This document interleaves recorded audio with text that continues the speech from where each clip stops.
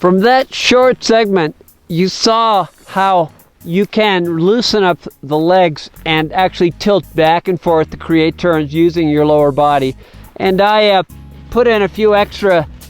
tipping and releasing movements even in the same turn, which is a great way to practice whether you have a sense of tipping into a higher angle and then off the angle, which would constitute a release if you went all the way across to the other side. Now I'm going to show you some turns without tipping, which you'll see commonly on a regular slope where the hip goes into the turn and the tipping doesn't exist, which we often call hip dumping, and also it's called park and riding, which doesn't allow you to control the edges very well on different snows, doesn't allow you to tighten up the radius, and it really makes for a very angular turn instead of a round, smooth turn that is built up. Remember, when you're changing edges, you're not trying to push against the ground. And when you extend and use your hip and use extensions, you're pushing against the ground, which really pushes you out of balance. With flexing and tilting, floating between edge changes, which I was doing earlier, that way you can control your turn and stay in balance the whole time you're skiing on any terrain and any snow. All right, let's have a look.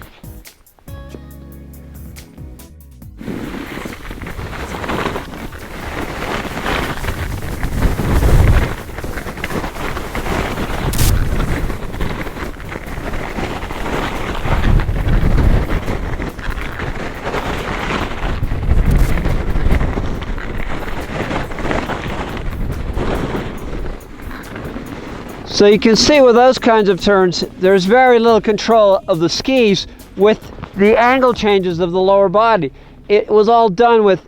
upper body extension, which makes and forces you to twist the skis more, and it's very difficult to build angles from the very top and build a high C for the kind of really sharp, snappy, short turns or medium turns that you want to make.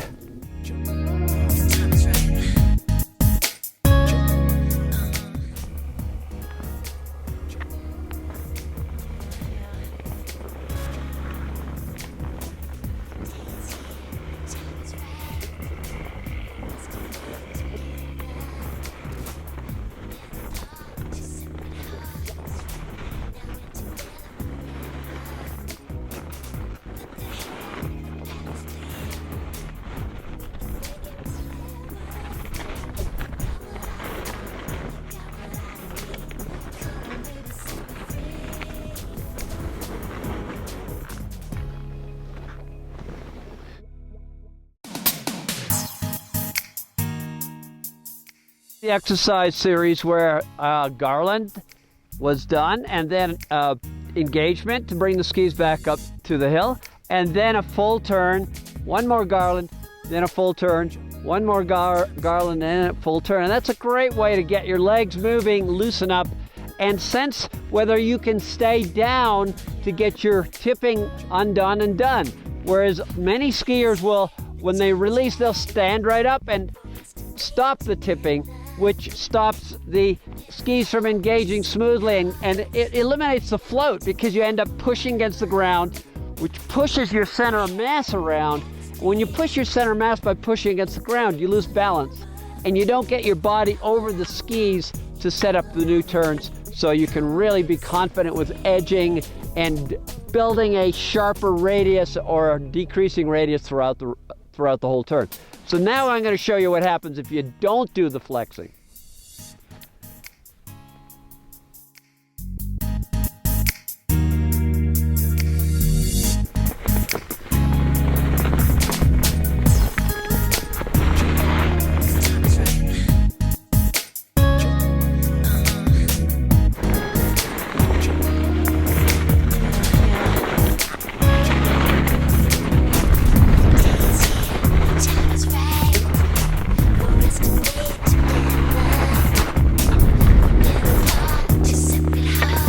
There you can see I was standing up or extending on my releases,